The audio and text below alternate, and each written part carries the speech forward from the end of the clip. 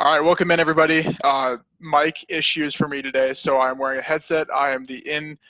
We got the whole combination of I got the headset for the booth announcement, and you got the suit over Yeah, here. very fancy. It's almost like you're paying me to be here. It's professional. I know. So first off, before we even start, you have to make a pick for one of your dynasty leagues or redraft leagues or whatever it is. Yeah, you're going to help me do this pick. Just let the people get an inside track. So this is not a dynasty league. It's not a redraft league. It is a best ball tournament. It is the Fantasy Cares Eliminator. Have you heard of this tournament? Nope. Okay, so the Fantasy Cares Eliminator is a best ball eliminator. So each week, the bottom team in every league is eliminated from contention until the leagues get small enough. They combine. There's hundreds and hundreds and hundreds of people in this thing. Each league is 17 players, though, so the draft is 17 players. It's a super flex best ball league. There are kickers. There are team defenses mixed into this thing. And I got the short straw and the 17th pick. So I got the turn, which oftentimes is nice and delightful. But in a super flex 17-team league, the turn at 17 was not my friend. In fact, I decided, I think, to punt my second quarterback altogether. Weird scoring rules in here, things like -1 point for every incompleted pass. Oof.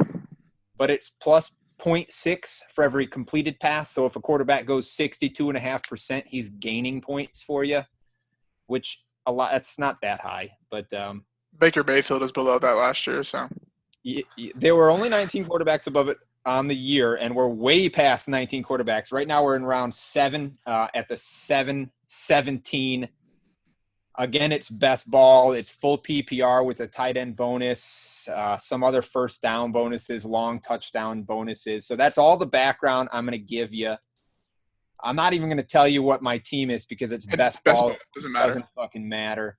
I will tell you who I'm looking at right now. It's kind of rough. But Jordan Howard is right near the top of my list. In fact, the only running back left that I think I'd take at all. Darius Slayton, Justin Jefferson. I know he's a rookie in best ball. That's not always a great idea, but I have a crush on him. Robbie Anderson maybe for the deep ball stuff. And then I've got a bunch of tight ends. Remember, it's a tight end premium. Hawkinson's there. I think Goddard just went. Blake Jarwin. Goddard might be there. Blake Jarwin went in the last couple of picks. So really it's just TJ Hawkinson. And if not, and as crazy as it sounds, I think I might take a kicker. Kickers get all kind of bonuses for depth of field goals.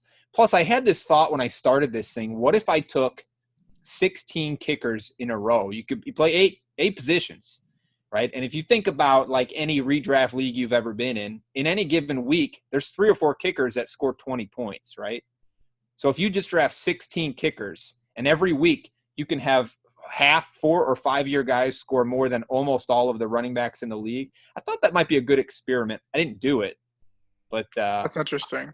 I'm getting close to the point where I'm thinking about I'd rather have kickers or team defenses than some of the running backs. I'll tell you some of the running backs available, like Tariq Cohen is in here, Kerryon Johnson, Ronald Jones, Sony Michel. None of these guys scream best ball to me. Do you need a running back? Like, is Jordan Howard gonna me? It's 8 positions. So any 8, you can have up to 2 quarterbacks. But if you want to run 8 wide receivers out there, or it's not even want to, if your best 8 are wide receivers, you can go wide receiver. You can go back. You can go 18 defenses if you want. Okay, I don't mind the kicker idea because I feel is Justin Tucker there. All the kickers are available. All the defenses are available. So, what if you would stack Justin Tucker and Harrison Butker? Would that be a bad move? I don't think it would be a bad move. These are 2 guys that are going to find my roster sometimes. The issue with a 17-team draft is obviously they haven't started going yet. Who fucking knows when they start going? And if you miss the run on players at any position in a 17-team league at the very end, I ain't getting them. So maybe it's worth starting that. I don't know. It could be, because then maybe a guy like Sony could fall back to you. Pretty unlikely, but still I think that receiver you don't really need to reach on. I don't mind the double kicker or a kicker, and really Hawkinson's not bad. So Hawkinson and maybe Darius Slayton are the only two guys in here that I think would be more valuable than the kickers. They're both available. Yeah.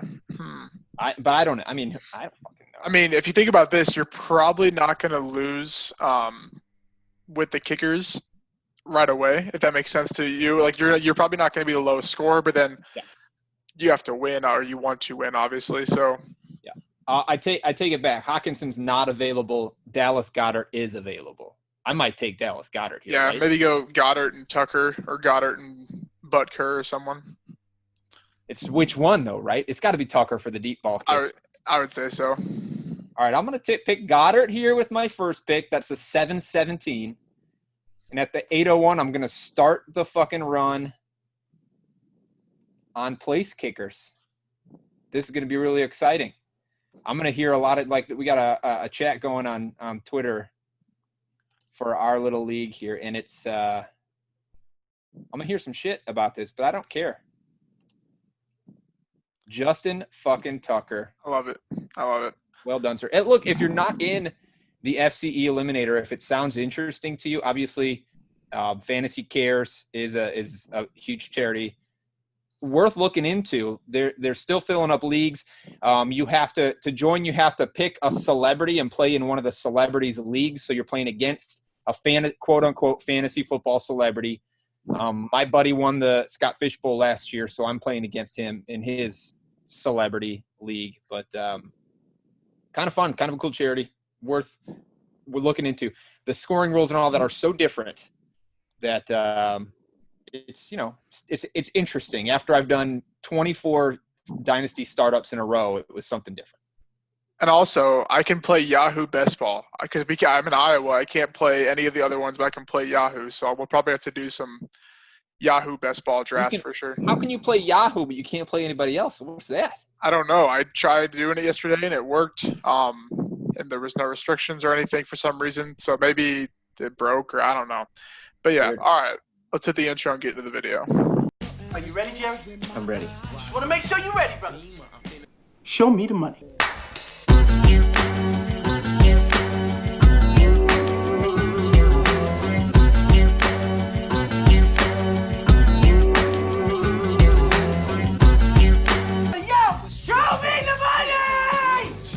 Yeah, let's go. Alrighty, so today we have, as you can see, offenses to target. And since this has been a Dynasty show, I didn't really know the route to take this because obviously Dynasty is not as important coming up here as Redraft is. So we'll probably just do kind of a mixture, maybe shift to one Dynasty every other week or something like that. So we're just going to say these are the best offenses for a year or two, we could say. I don't know. Kind of Dynasty, kind of both. So I'll let you kick it off with or I don't know if you ranked these like 1, 2, 3, or if it's just like 1, 2, 3, but you can pick whatever one you want first. Okay. I will start with my first one here, and it's probably my favorite. We did this topic on my show last week. We only picked one offense, and this was the one I went with. It's the Arizona Cardinals. I just want every piece of the Cardinals I can get my hands on this year. And I'm going to give you a lot of reasons why, way more information than you want, because that's what Dewey's Nuts does. So last year, first year, obviously, with Cliff Kingsbury, first year with Kyler Murray. And look, there was a lot of expectations for this offense going into the year, a lot of expectations for pace of play, number of plays run, this crazy air raid offense. Like, it was supposed to be epic, right? It was supposed to be insane and just blow people's socks off. That did not happen. They ended up in the middle of the pack in plays run, in yards per play, in points scored. Not great on offense, but not bad considering it was a rookie quarterback, rookie NFL head coach. Somebody had never done that before. Anyway, they were middle of the pack in all these categories that we kind of expected them to do really well in. At the same time, on the defensive side of the ball, not so good for Arizona last year. Top 10 in turnover percentage. They were giving the ball up more than most teams' percentage of their total possessions. Top 10 in scoring percentage, which is the positive thing. I don't know why I put that there, but they were top 10 in scoring percentage. So even if they didn't run a ton of plays, get a lot of yards, or score a bunch of plays, they just didn't have the ball that often.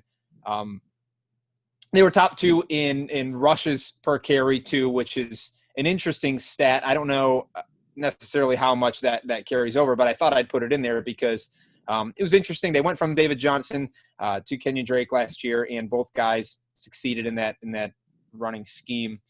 So despite all that stuff, right, like even though they were middle of the pack in all those categories, their quarterback finished quarterback 7, running back 16 was their finish, and that was Kenyon Drake, who only came over after week 8, so he was running back 4 in weeks 9 through 17 when he was a Cardinal.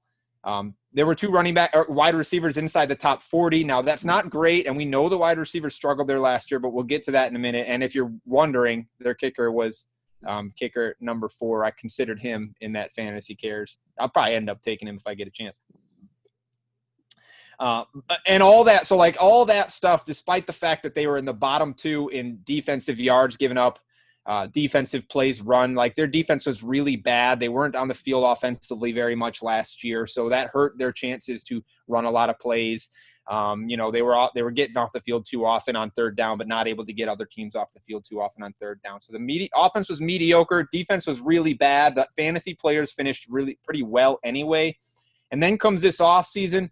Heavy draft capital, obviously, spent on the defensive side of the ball. Isaiah Simmons going at the 108, who I think is a difference maker on a defense. He can be used so many goddamn ways. 2 defensive tackles taken in this draft, 2 linebackers, including Simmons, taken in this draft, an inside linebacker, an edge rusher, and a defensive tackle taken in free agency, all guys that could be starters on this team day 1. So they spent a lot of money. They spent a lot of time trying to improve that defense. There's obviously going to be an increased comfort with the offense. Year 2 for Kyler Murray, year 2 for Cliff Kingsbury and everybody else playing for him. Running back that's been on the team more than a couple of days before he had to start. Remember, Kenyon Drake only had how long was it before he had to come in and play? I think it was on a bye week he was brought in, but that was I think hurt his performance at least early on. This is year 2 with Vance Joseph as defensive coordinator. Vance Joseph is a fantastic defensive coordinator, but he's always struggled in his first year on a team. The 2014 and 15 Bengals, that's the last time he was a DC. They were 26th overall in defense his first year there, 11th his second year there. So I expect him to get that defense going, especially with the new pieces they brought in, which means the offense is on the field more often. The offense is more comfortable. The quarterback's more comfortable. The coach is more comfortable. The running back is more comfortable. And on top of all of that, DeAndre Hopkins comes to town, making everything just that much easier. Quarterback can be less accurate and have a higher completion percentage with a guy like DeAndre Hopkins on the team. So everything about this team says the fantasy pieces are going to be worth it. I think they're going to win 8 games this year. 9 games. They're going to do better than they did last year. They'll score better in the red zone this year. It's just a lot of really, really – I liked them last year. I like them more this year. Yeah, I think they're definitely a rising offense. I think one thing, too, if you look at Dynasty ADP versus Redraft ADP, I think that says a lot, too. That's something that people don't think about. You want them to be pretty close, if that makes sense, because if they're really far away, say Dynasty is a lot higher than Redraft, in your head you're thinking people are banking on a future play with them, or vice versa. It's more like a win-now mode. But I think the Cardinals are really close. D-Hop's anywhere from the 3 to the 6 in Dynasty. Ken Drake's right around the turn in terms of like the 12 to 14 running backs. I mean, Larry Fitz is really the only exception, but I don't think you're going to draft him in redraft anyways. Christian Kirk's right in the middle of the pack. The 2 backup running backs are probably right where they're going to be in redraft. So I think that's really another way to look at how people are evaluating the offense. And I don't think people are bought into what really can happen if they utilize the air raid that they were supposed to, or that they showed the first couple of games. So yeah, I think they're definitely someone that redraft, they're going to be big. And I think in the future, this defense, if they can keep giving this team an identity, which I think they did a great job, I think they're going to be good for the long term too. Yeah, and so many young players, like redraft, yes, I think it'll be great this year, but the age of these guys, Hopkins is, aside of obviously Larry, Hopkins is the oldest guy on the team, and he's not going anywhere. Yeah, for a while. I love everything about this team. For sure. All righty, your offenses. My number 1, or not even number 1, I don't know. One of my 3, Detroit Lions. And I think it kind of applies to both, because you can look at it with the lowered Dynasty ADP would maybe just good buys, you could say, in Dynasty. So the Detroit Lions last year obviously had a couple games with Matt Stafford, I think 8 through week 9 before he got hurt. So through week 9, Matt Stafford was the 13th overall player in QB2. So he was top 13 overall with the freaking Patriots defense at like 4. So that shows how elite he was last year. Through those 9 weeks, Kenny Golladay was the 11th PPR wide receiver, 10th in points per game. Marvin Jones Jr. was 14th in PPR and 13th in points per game. So they were clicking on all cylinders. Danny Amendola was efficient. You have TJ Hawkinson in year 2 now, which I know tight ends take probably more than 2 years. I know the hit rate data, was we just talked about in another episode, the tight end rankings episode, that Noah Fant, like even year 2, like one tight end in round 1 is broken out to be a top 7 through 12 guy in the last 10 years out of like the 9 in the sample. So not saying he's going to break out, but he's still a good pass-catching weapon. Quintez Cephas, that's a deeper name, but I think he has a good role in the future with Amendola. And not to mention their 2 running backs, so that's a pretty good tandem with Kerryon Johnson and DeAndre Swift. So then I also took the history of the team in terms of fantasy finish with Matt Stafford under quarterback. So obviously you had Stafford. His RB1 in his whole career is finished as RB19 overall. His wide receiver 1 is finished as wide receiver 8 overall. Wide receiver 2 at wide receiver 33 with a couple skewed, one big skewed year in there when Marvin Jones got hurt. So the wide receiver 2 is wide receiver 69. Nice. And the tight end was tight end 18 with 136 and a 40 tossed in there. So they're pretty consistent. The defense never really is elite, which can help a pass-heavy offense tremendously because they're just going to keep throwing the ball. And then one thing I found interesting too, Hayden Winks put out a pass-run split in different scenarios. They threw the ball the 3rd highest at 55% when they were winning games too, not just when they were losing. So they're not trying to run the ball over teams. I think this is definitely an offense where you can scoop up the quarterback and both receivers and probably start all 3 of them and be just fine in fantasy and in dynasty too.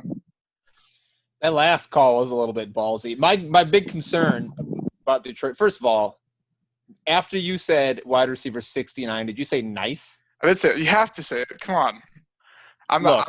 Some of us are distinguished enough that we don't have to comment on your sexual innuendos while they pop up. But, hey, you're a kid, so it's cute and funny for a while. You're a big kid, I think. Look, I guess. Look, the sexual position of 69 is wildly uncomfortable and extraordinarily ineffective. Okay, it's not all it's cracked up to be. We're giving a lot of lifestyle tips. We get a good mixture of everything on this show. I think it's a good if you mix. stick around at the end, I'll give you some of my favorite sexual positions that you could try at home today. I'll describe them if you want to.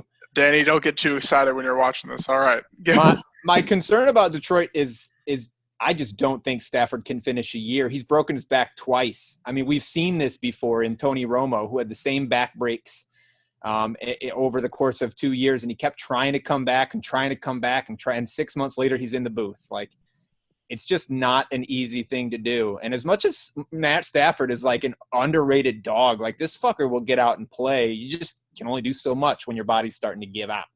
Yeah, that's true. Are you concerned about that? And I know when Bluff or whoever the fuck was throwing the ball back half of the year, we talked about this last week, I think. Yeah. Golladay was still a stud. Like the offense still got going a little bit, even with a backup in there. But there has to be a big drop off if you're trying to rank players. If you're expecting Stafford to miss any time. Yeah, for sure. So there's a little bit of concern, but yeah, I guess you're just kind of banking on there not being, which. Part of me thinks there's not because they brought in Chase Daniel and not a younger backup because I don't really know what their scenario sort of is with the future. But, yeah, I guess we'll find out. Yeah, but they brought in Chase Daniel for a specific Bill Belichick reason. Belichick fucking hires cheap free agents from divisional teams all the time to get the fucking info inside track on what's going on those teams. Chase Daniel was a Bear last year. This year he's a Lion. Like it's not a surprise. They didn't bring him into play. For sure. All right, give us your number 2. All right, I'll give you another one. I'm going to skip over my number 2 because I think we're going to talk about that a little longer as of the last 2-3 hours or so. We got some news that might affect that pick. But I'm going to talk about the Buffalo Bills here. First of all, I don't know if we are anymore. At some point we were talking about doing betting lines during the season. Buffalo is one of the teams where I'm putting money now down on to win the Super Bowl against their odds. Do I think they'll win the Super Bowl? No, but I think they're one of the outside teams that has the best shot at it. They're definitely a playoff team. They're going to win the division. They're going to be a really good team. Their defense is coming along really nicely. This offense is, it has an identity, but it's a strong identity, even for fantasy, strong identity in a lot of places. And look, Josh Allen is the quarterback that he is. He's never really going to change. He's going to run the ball a lot. He's going to try to run the ball in the red zone way more than his coaches would like him to. 17 rushing touchdowns in the past 2 years. Now, they bring in Zach Moss to try to stem some of that, I think. But he is who he is. I mean, if he gets 4 or 5 this year, I'm not going to be surprised.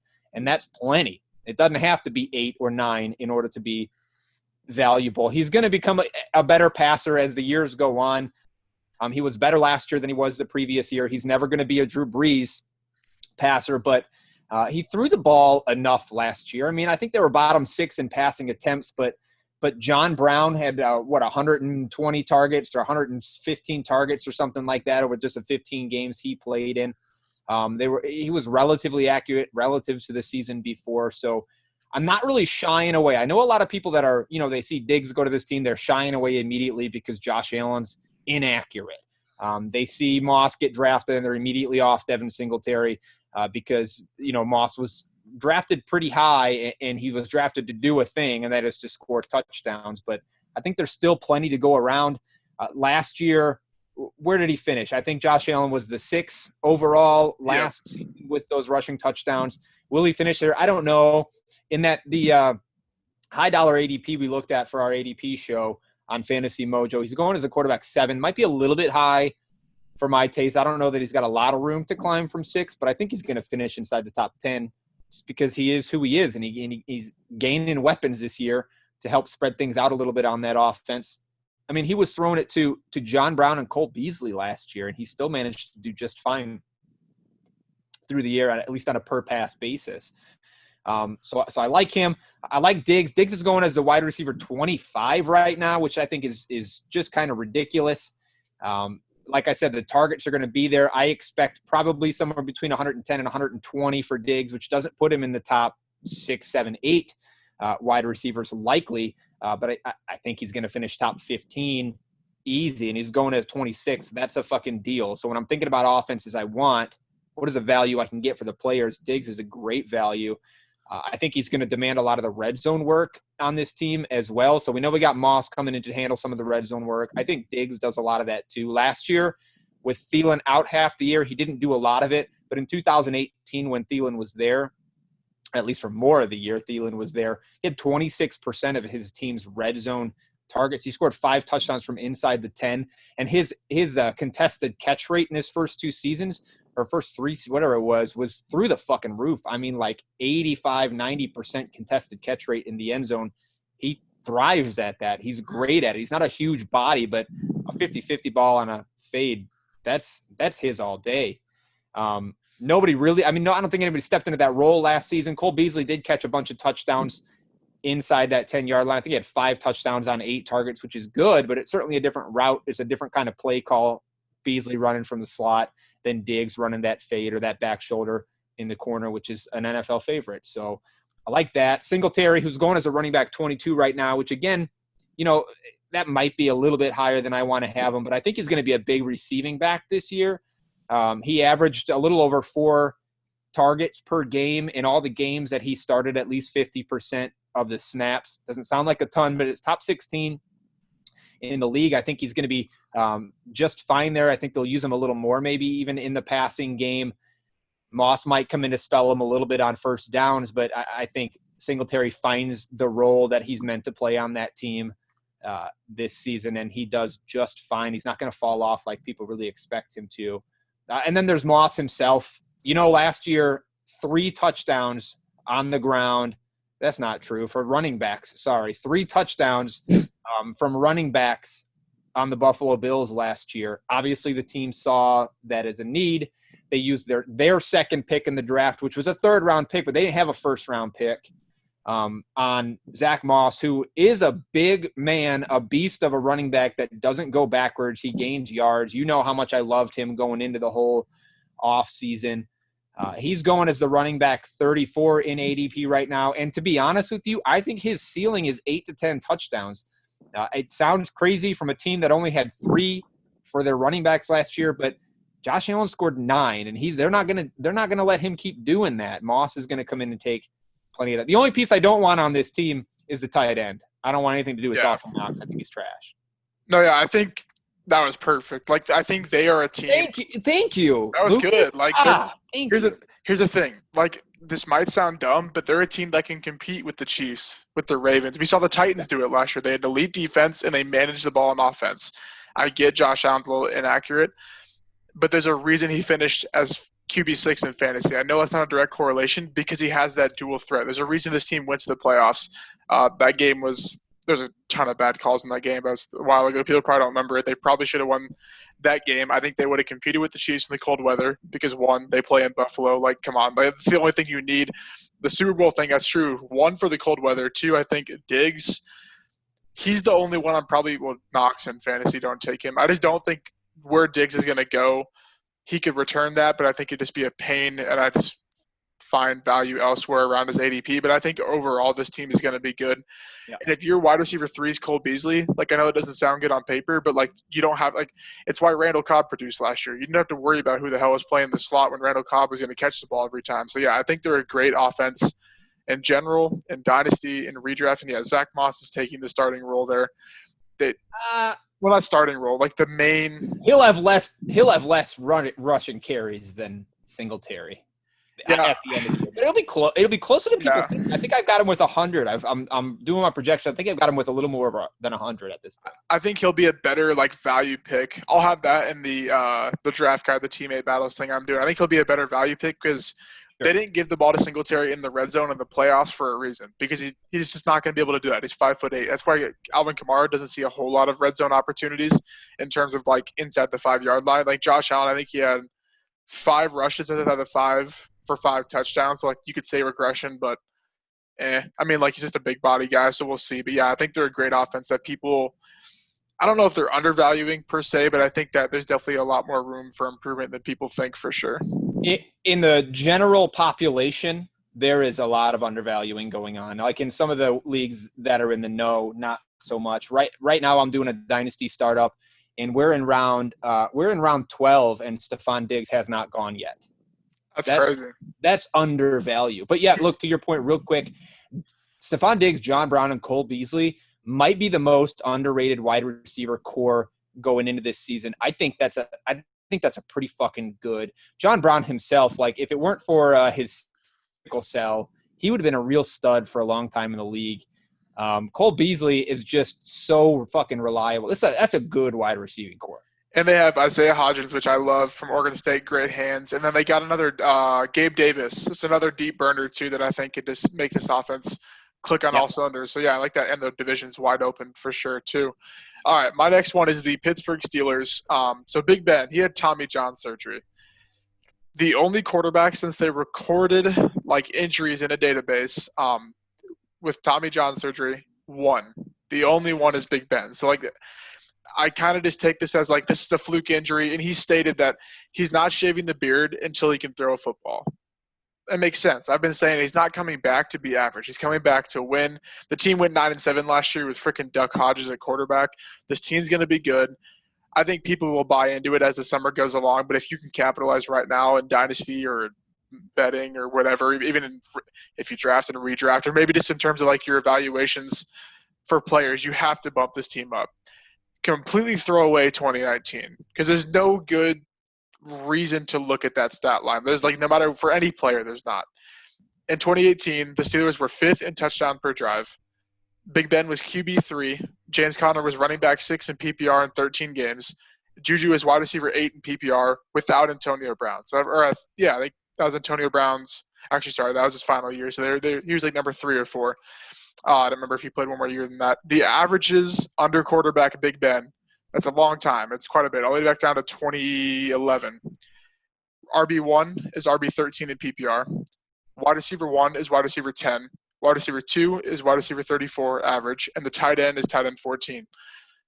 like this offense is going to be good. I think people are just like, I don't want to touch Big Ben because injuries, but it's like I get the whole like I would probably rather have Big Ben than Stafford, as crazy that is to say, because I think like the Tommy John surgery, like he's fine. He's not, like I said, he's not coming back to be average. He's coming back to win a Super Bowl like he has been his whole career.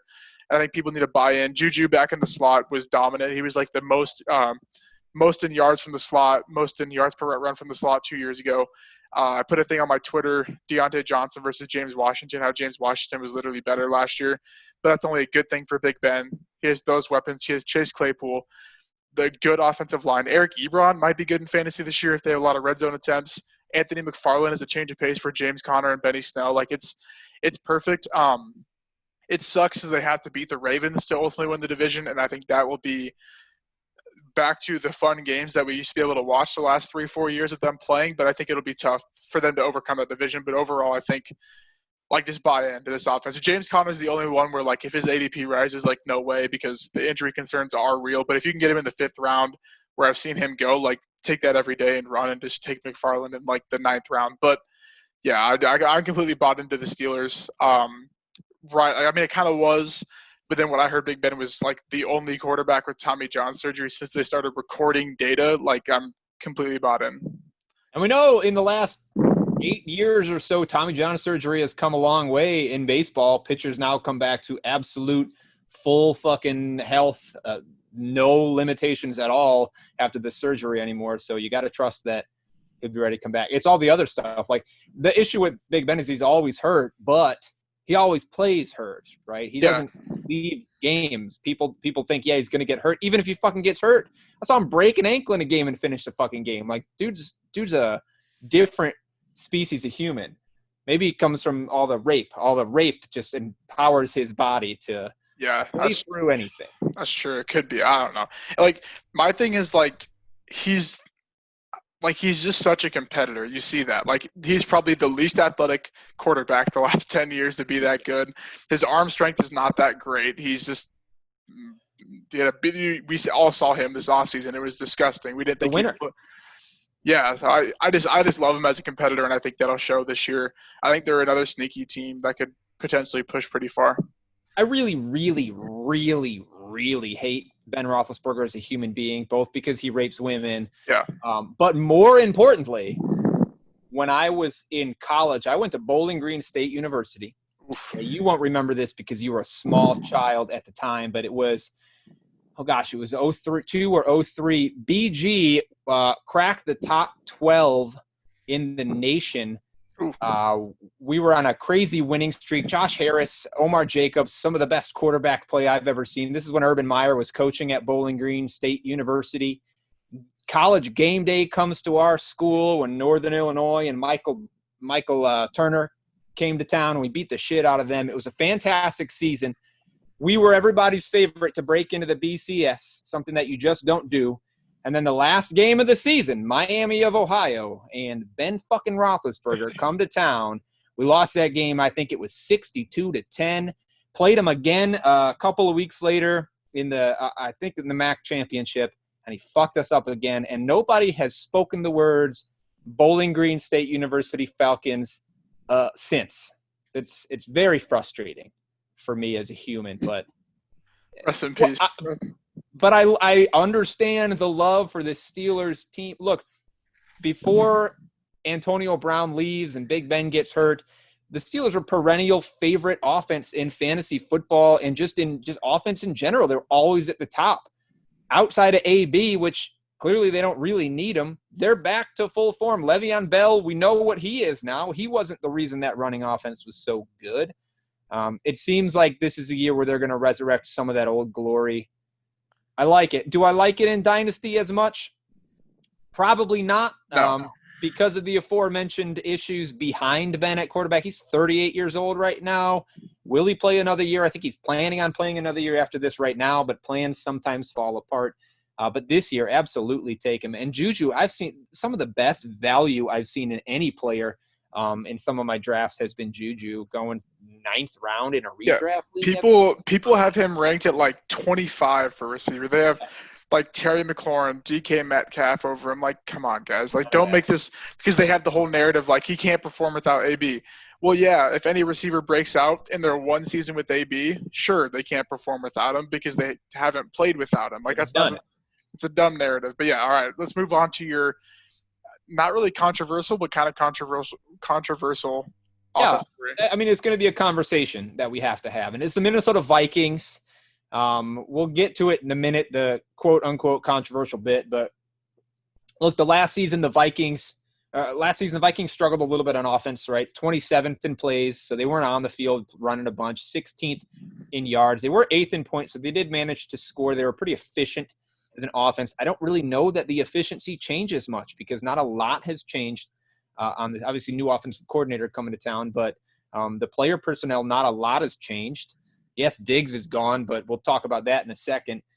Quarterback 13 for Kirk Cousins last season. Remember in week 1 he had 10 passes.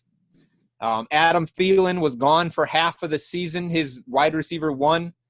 He's going as the QB 22 right now in ADP. So in his worst case scenario, he was a QB 13 last year. I don't know how he falls to 22. And if we're talking redraft or dynasty, he's just not that old. He's not a guy that you have to worry about missing time, retiring, or whatever, leaving. He's not been injured. Like, there's no dynasty reason to write this guy off. So at quarterback 22, you want to talk about fucking value in a super flex. You can wait so goddamn long and swoop up somebody like Kirk Cousins and fill out the rest of your roster better than anybody else. Dalvin Cook, we'll talk about in a second. We had a wide receiver 17 on the team last year. That was Stephon Diggs, the only guy that played most of the games because Thielen was gone. Justin Jefferson steps in, and Jefferson's my favorite rookie wide receiver. Positionally in the NFL, probably not athletically. Before the draft, I wouldn't have said that. He was my 3. But now, once he was drafted to the Minnesota Vikings to take Diggs' spot, he's my favorite. And I'm trying to get him on every single dynasty team I can because he's still going after Judy, still going after CeeDee Lamb, going after Jalen Reagor in a lot of leagues, which I think is a little bit ridiculous, even though I like that Philadelphia landing spot too. I think Justin Jefferson leads the team in receiving this year and every year that he is a Viking. He's a fucking winner. Just like Big Ben, he's going to get out there and win. He's going to win every single play, whether he's got the ball or not. That's why I love him. That's the guy that ends up getting stuff. I don't think he falls off too far from the typical wide receiver 2 numbers over the last few years with Minnesota. That's 11 to 12 PPR points a game. That's his floor to me. Maybe after the first week or 2, but that's his floor to me, 11 or 2 PPR points, and that's pretty fantastic. He's going as the wide receiver 34 in high-stakes leagues right now, which is pretty cool. Like, I'm taking him. I want a piece of him. We drafted him in this dynasty startup, I think, in round 9 just earlier today, which I'm very fucking happy about. I'll take that all day, not just for this year, because he's going to be fine this year, but I think he's going to be great for a lot of years to come. How about at tight end? We had the tight end 14 last year, which doesn't sound great, and it's certainly not Kelsey. It's certainly not Kittle numbers. It's not terribly exciting, but Kyle Rudolph averages 6 touchdowns every year since 2015. That's the second best at the position over that time. Okay, only one guy has scored more touchdowns than Kyle Rudolph has since 2015. He is a stud streamer. Okay, there aren't very many weeks where you can't at least consider streaming Kyle Rudolph. He's going as a tight end 34. So value. Give him to me because he's valuable at his draft position all day. In a dynasty where I'm drafting 32 players, I want 4 tight ends anyway. He's going to be one of them everywhere. He's at least my 3 in all of my deep leagues. And if you don't like him because he's 30 years old, Irv Smith Jr. is one of the up-and-coming tight end prospects in the league right now. I don't know that he's going to do a whole lot this year with Rudolph there, but when Rudolph's gone next year, I think it's either next year or the year after, but I don't know that Rudolph's going to be on this team next year anyway. He's going as a tight end 17, which is too rich for me because I like to, you know how I like to weight that first year a little bit more than the second and third for my dynasty rankings, but really athletic kid on an offense that uses that position in scoring position on the field. I mean, this is a bunch of pieces that I like. Then there's Dalvin Cook. Last year, obviously, we know what happened. Huge start to the season. A lot of people will tell you he fell off after that huge start. He did not. He ended the running back 3 in fantasy behind the insane season that CMC and Derrick Henry had. He was the next best. He was the best out of all the normal human running backs in fantasy last season. Right now, ADP-wise, he's going really high, at least before today. But he was still the last guy being drafted in the tier I have him. So I have him in a tier with Kamara, Zeke, and himself, Dalvin Cook. That's my tier 2. Out of those 3, Cook's going last, and I'd take any one of those guys. I like all those guys to finish. So if he's going at the running back 5 behind those guys, I'll take that. With the potential, Dalvin Cook has the potential to be the running back 2 this year. But talk about holdout just today. Says he's not going to participate in team anything until he gets paid, blah, blah, blah, blah. To me, that's nothing but great news. That's like fucking Tweety Birds in my ear singing songs. It's Cinderella up in this bitch. His ADP is going to fall, and I will take him as the running back 5. I'll take him as the 7. I'll take him as the 9. However low he falls, that is bear market value. That is the kind of guy that you have to get. And if you can get Dalvin Cook that late, fucking great. Look. He may hold out a little bit this season. I'll tell you why he's not going to in just a minute, but he may hold out this season. He may move teams. Doesn't matter. He's a young kid, extraordinarily athletic, wildly talented at football, made a lot of yards for himself over the last 2 years. Last year, the team was pretty good at the run. Year before that, the team was a terrible offensive run-blocking line. The scheme did not work for him, but he created more. I think he was second best in created yards per run in 2018 off the top of my head. He's a great running back. I don't care where he is, but he's going to be a Viking. Now, I know, Lucas, you're going to tell me that. No, I'm actually not. You're not going to say something about the cap room? Well, I'll let you go because I think you're going to say, like, yes and no. So you go, and then I'll talk because I have a couple notes, too, on them. Okay. $12 million left in the cap on this team right now. That's not a ton. That is projected after they cut their roster down. Technically, they're at negative $1.5 million, but whatever. They'll cut their roster down. They're going to find money to pay this kid because as much as they like Alexander Madison, you don't let a Dalvin Cook go. And Dalvin Cook is not asking – I don't know the details, but I don't believe he's asking to be paid top 2 or 3 running backs in the league. No. He said, quote, "I want a reasonable contract."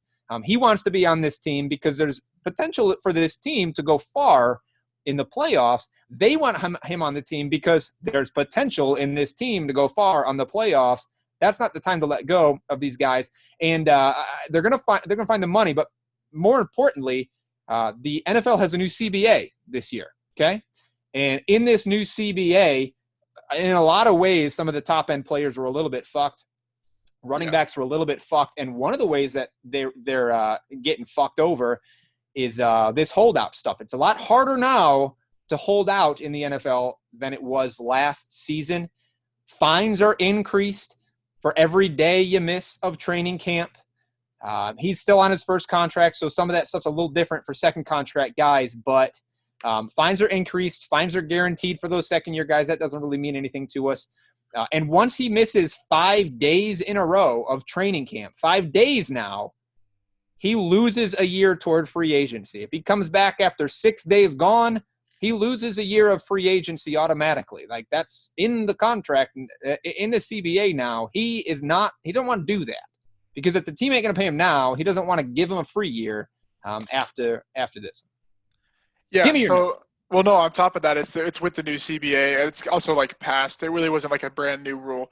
So for him to hit the unrestricted free agent market, which from what it seems like, that's not necessarily what he wants, but in terms of maybe what he's asking, that's probably what's best.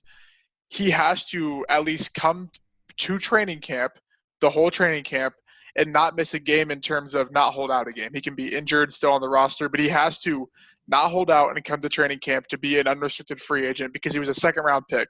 First-round picks, it's different. Later-round picks, it's different because no one cares. If he comes to training camp – if he misses training camp, he has to at least be attending 10 games. We saw the same thing with Melvin Gordon last year. He came back around week 5. Because he had to if he wanted to hit as a UFA. Because if he doesn't, he's a restricted free agent. And he sure as hell is not getting the money he wants if he's a restricted free agent. Because if the Vikings aren't going to throw money, their franchise running back, no other team's going to throw an injury-riddled guy 10 mil. The Vikings will just match the lowest offer, which will probably be – if I had to think right now, my guess is it's going to be in between Austin Eckler and like probably what Aaron Jones will get, so like 7 to 8 mil next year. So I think that's what's ultimately going to happen, and it kind of has to happen is from what it sounds like, because they have 11 mil. They don't have many guys to cut because a lot of their guys are front-loaded. Not front-loaded. They're kind of like in the dead cap range this year because the Vikings are a smart organization. They might not have any Super Bowls, but there's a reason Kirk Cousins is there because he's good. He's good at football. They pay him. Everyone says the contract sucks, but he's good at football. They get it done. They just got rid of Stephon Diggs, obviously for the whole mental issue, because they had the out in the money this year. They could not have done it the next couple of years, so they are smart with what they do. So that being said, in terms of dynasty value, yeah, take Cook because he's going to fall past. Depending on from like right now, if you're doing a startup, I bet you he'll go at like the RB10 range. Yeah. And Madison, please. Madison will go as like because we actually, I mean, when you're seeing this, it's Friday. We posted a video on Tuesday, kind of breaking down how to approach the value. Sell Madison, buy Dalvin Cook. That plain and simple. Like it's plain and simple. Dalvin Cook's 25, 24 years old. He's a guy that good is not going to go into free agency and not get matched or at least signed back. We're going to see this with Aaron Jones. We're going to see this we saw it with Melvin Gordon. Why would the Broncos pay Melvin Gordon when they have Philip Lindsay? Because he's good at football and he's experienced and he's done it for many years. So Dalvin Cook's perfect. Redraft, you can maybe see a little bit of a dip because maybe they just shorten his workload or maybe he's mad or whatever. But in the long run, like nothing's really going to change. You're just going to be able to capitalize on Alexander Madison's value going higher, which means sell because he's not going to be the starter. Like Mike Boone played more games than Alexander Madison did last year. And like, come on, like I know Madison's actually better, but he didn't play games for a reason. So yeah, I don't know. I didn't see that tweet. So right before we recorded, I'm like, yeah, he has to come back. Like if they had cap space, they'd be like, yeah, screw you. Like right off into the sunset, we'll make you restricted free agent next year and win on that deal anyway. So yeah, I like the Vikings take a lot. I mean, I think Adam Thielen, top 10 receiver in redraft this year. Jefferson's a beast. Kirk Cousins, like you said, not like a fun guy to play in fantasy, but his worst season was quarterback 13 last year. I saw one stat too. They were the 5th highest pass percentage when trailing. They lost all 3 of their starting corners, so that should indicate they're going to be trailing more. So take that with what you will. But yeah, I think they're going to be a good team to have in fantasy and in just real life too as well. Jump on them. Alrighty, last one here. I have the Seattle Seahawks. Kind of similar along the same lines. A team that likes to run the ball. But if they didn't have Russell Wilson, we wouldn't be talking about him. Russell Wilson makes this team a fantasy landmine with how much they want to run the ball. I hate when people say, like, if he was on the Chiefs, like, he's not on the Chiefs. Get over it. Like, yes, that's true, but, like, don't stop putting imaginary narratives into your head. Like I said, this offense is going to run the ball, yes, but that just means that the passing is going to be a lot more efficient. Tyler Lockett, as much as we don't think he's going to repeat his TD rate every year, he seems to do it. So it's just going to happen. DK Metcalf put up 900 yards as a rookie, while the first 6 games running 2 routes, like legit 2 routes. He's going to run more than 2 routes this year. Is he though? Well, bro, not like a ton. I would think they're going to like slowly work into like his thing. Philip Dorsett, fantastic wide receiver 3. Like in terms of NFL value, that's only going to make Tyler Lockett and DK Metcalf more open because they're not going to be like, who the hell was their wide receiver for Josh Gordon for a little bit, but like they never really had one. I think that's huge. David Moore. Oh yeah, and he's probably still there too. So I mean, it's still a good quad, even if they don't run 11 or 10 personnel really ever. Greg Olson's coming in. That's another sleeper tight end in fantasy. I think that people are undervaluing for sure. He had a job lined up. He comes back. He's going to get fantasy points. He didn't come back to sit on the bench behind injured Will Disley and fullback Jacob Hollister. They brought in another tight end too. What did they draft that kid? They draft that kid from Stanford. Yeah, Parkinson. I think in the long run, I think he's going to be a good tight end. Disley's still there, but he's still banged up. So I think really there's just a lot of pieces in this offense. I think they're always competitive. They always seem to be trailing every single primetime game, and they always seem to come up on top. And then just one more thing, the averages of each position in PPR under Russell Wilson.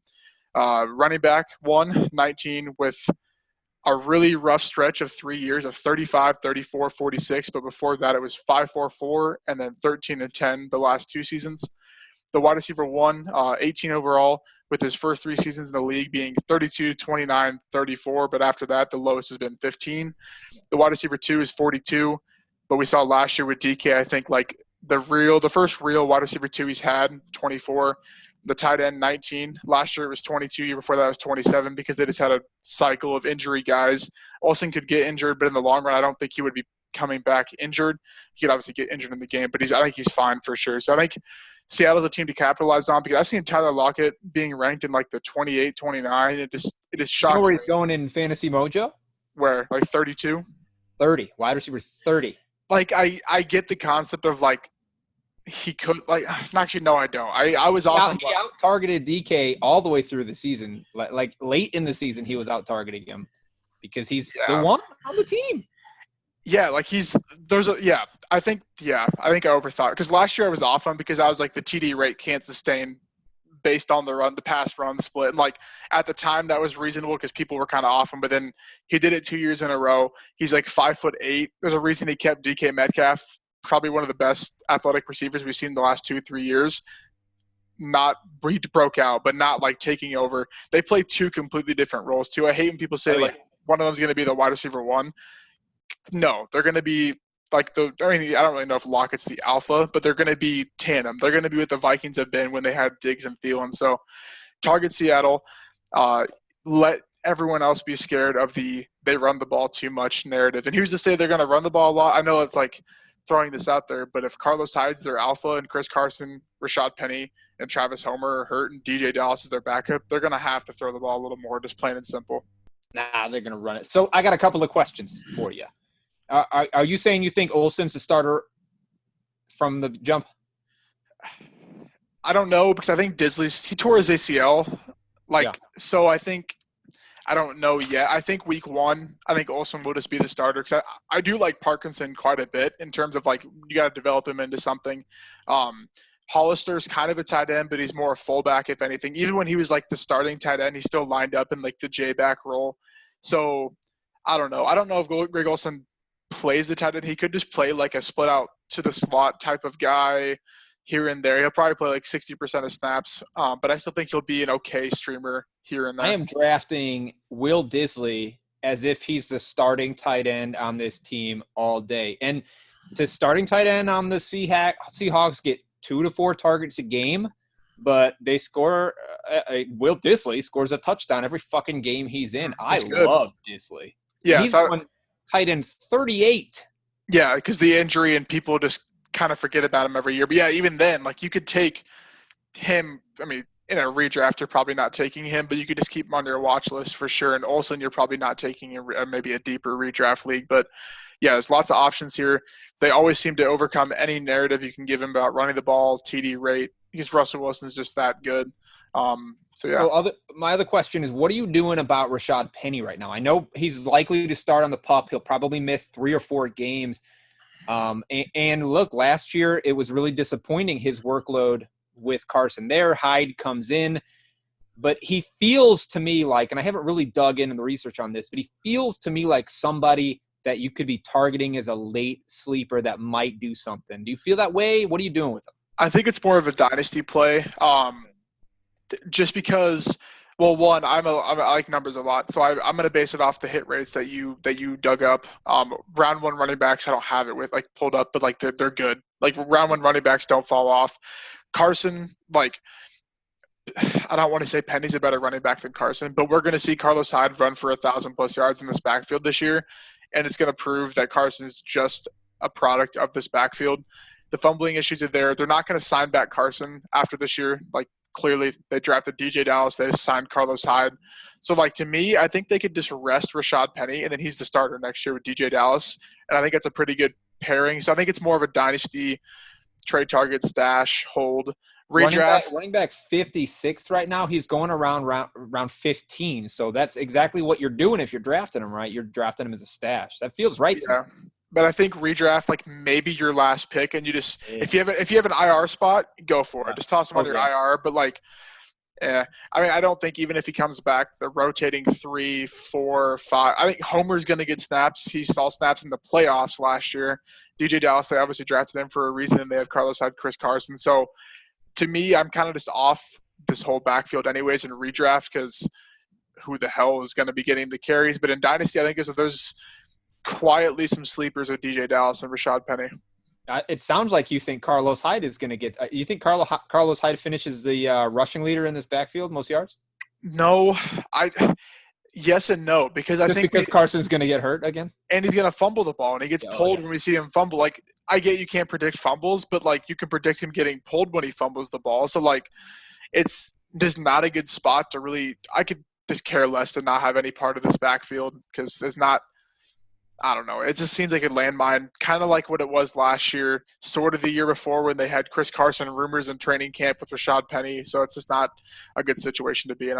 You should clarify and say you don't want any part of this backfield in redraft because you listed them as your top 3 offenses to go after in Dynasty. And I know the passing game is what you were talking about mostly, but in Dynasty, there's some it feels like there's value to be had for sure. Yeah, for sure. Because I don't know their cap situation, but they're not a team that throws a lot of money at skill positions. They were not hesitant to throw Russell Wilson money, but it took them a while to throw their franchise quarterback money. And it was Russell Wilson who's like that has to mean something. I mean, we're still in the whole controversy of Dak Prescott, like the whole like. If Dak was guaranteed to get paid, it would have happened by now. I don't care about coronavirus. I don't care about free agents got signed. Coronavirus did not affect that. So you see that, like in Russell Wilson, I know it didn't take 3 months, but it still was a little bit of like, are they going to pay him? What's going on type thing. And it was a big celebration too when he got paid. I remember he posted on Twitter, like, I get that you need to be happy and stuff, but like you should expect that for going to the Super Bowl, winning a Super Bowl. So, yeah. I love it. I think all those offenses are really good offenses to go after.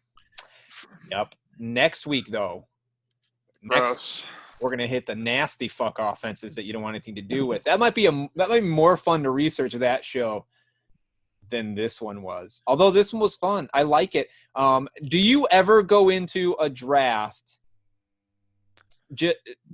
planning to get offenses that you like? Or is that just sort of in the back of your mind when you're ranking players? If you're trying to decide between this guy and this guy for the 10, how do you use this offense, right? People are listening to this and thinking, should I just draft offenses I like, or how do you use this information? I think really what it comes down to is how you can evaluate ADP or rankings per se, however you like to draft, if you just like to go down your rankings or you like to have tiers, whatever. Like a good example is Marvin Jones. I have him as wide receiver 23 this year. I see him all the way down to people as wide receiver 40. But he finished his 24 last year while playing in 13 games, and the offense, nothing changed. So, like, in my head, I'm like, target. I'm not taking him at the wide receiver 23, but, like, if there's a group of, let's say, him, Darius Slayton, Golden Tate, and a rookie, we'll say, by the time August rolls around, I'm taking Marvin Jones all day because I'm not messing with a 3-headed attack of the Steelers receivers that isn't a good – or the Giants receivers that isn't a good offense, and I'm not messing with the rookie. Take the upside of the offense. Like TJ Hawkinson, I think he'll be a very good late round guy because, I mean, the hit rates really aren't there, but the offense is really good. Ultimately, that's why we see these breakout guys come about. That's why we see McCole Hardman getting hype. A guy that's going to get 3-4 targets a game, but he's attached to Patrick Mahomes. So that's a guy you can target. Will Fuller, like, why would you want any part of Will Fuller? It's just because he's attached to Sean Watson. So I think it's just certain scenarios. But on the flip side, the bad offenses, I think that's where – unless they're a big volume play, I'm probably not targeting because what are you projecting in terms of – I mean, unless you wrote down the Browns already, they're my number one. Like, I don't – It's all yours, buddy. I don't know, like – and we'll talk about it more next week, but, like, what are you banking on there? A passing volume of 43% to put up 50 passing touchdowns? Like, just to have fantasy – like, it's just not there. So I think it's more of a projections-based – landscape look at it, but I don't know if to me it matters, but I also play for a lot more upside than safety in redraft, so that kind of answers, I guess. Sure. I like it. I like it as just obviously, like you, it's a piece of what I do. For me, it's the feel piece, and it's when it comes down to picking between 2, 3, 4 players, whichever offense I feel better about, I lean toward that guy because it feels like a safer play because that offense is going to do better. It means everybody on that offense has to do better. That's it. But you're same thing as you said, like the bad offenses, it's really hard to draft players. It's hard for me to touch Denzel Mims, right? Because bad offense. But we'll get there next week. We're jumping ahead of ourselves. For sure. Shot ready because we're going to end this show. I actually thought about this today. I actually did, and I just didn't get any.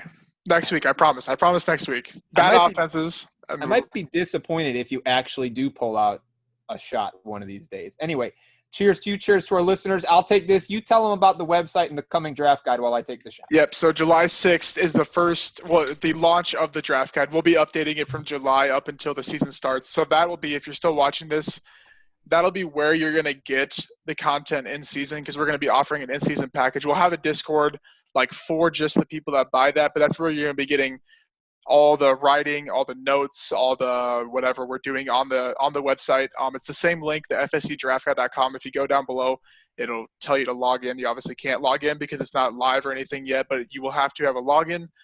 We'll make it a pretty simple process with the Google form and everything. We got team breakdowns, projections, team A battles, like I said, a lot of different stuff, a lot of different databases. I know we have a couple cool customizable sort of draft sheets that we're trying to work out. We think we might be able to get it going for you guys. So July 6th. And then once you get that there, it'll be yours probably until, I don't know, next summer, we'll say. Didn't really plan out that far. The day you die. It's yours until the day you die. For sure. All right. So we will see you guys next week to talk about the Browns and the Jets.